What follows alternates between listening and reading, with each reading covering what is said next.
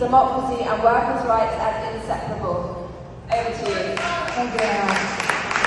Dear colleagues, first of all, received a fraternal greeting from the General Union of Workers of Catalonia and from our trade union federation.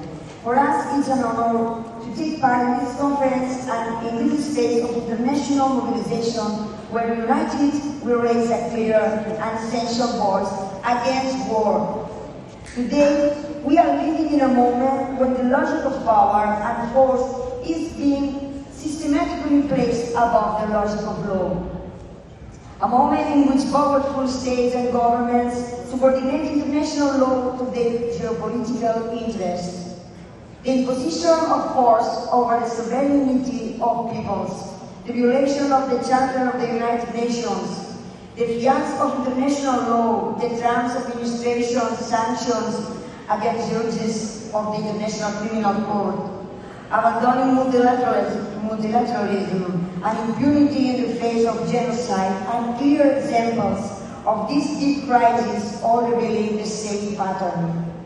The Israel genocide in Palestine is today its most brutal and urgent expression. The massive destruction, the thousands and thousands of dead, the wounded, starvation used as a weapon of war, and the forced displacement of the civilian population compel us to speak clearly.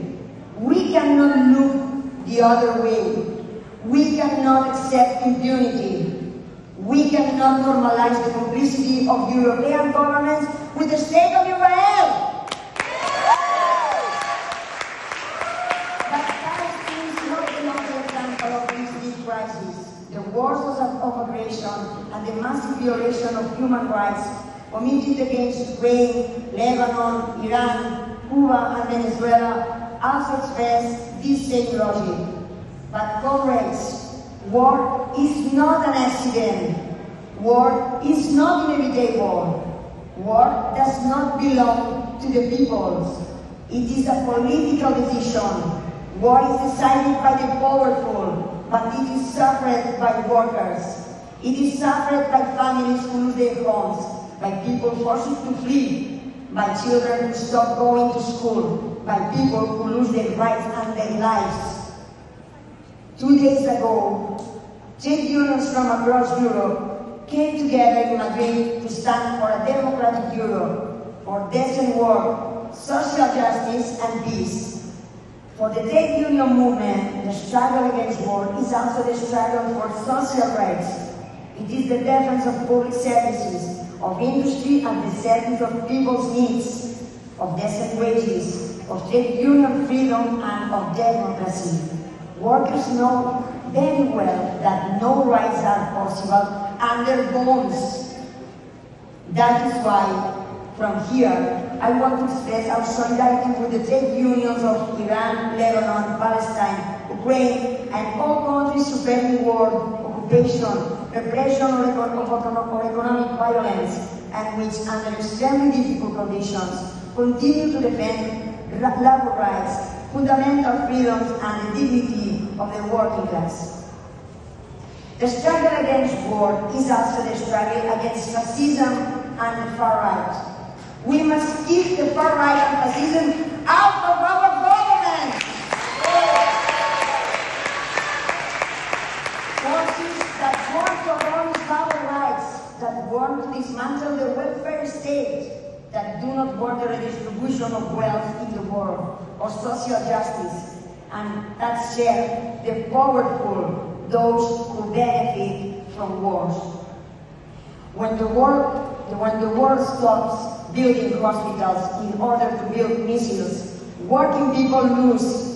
When the public budgets are diverted towards military expenditure, while resources are lacking for healthcare, education, housing, dependency care, and a just ecological transition, working people lose. When the logic of blocks, confrontation, and the arms race is imposed, peace, democracy, and social justice lose. We reaffirm its commitment to mobilization against war, against the genocide of the Palestinian people, and against all forms of military economic and political aggression that punish civilian populations. Peace is not silence. Peace is not resignation. Peace is not accepting the unfair order of things. Peace is justice. Peace is human rights, freedom, free to eat, decent work, housing, schools, hospitals, and a future. Dear comrades, this is why we are here.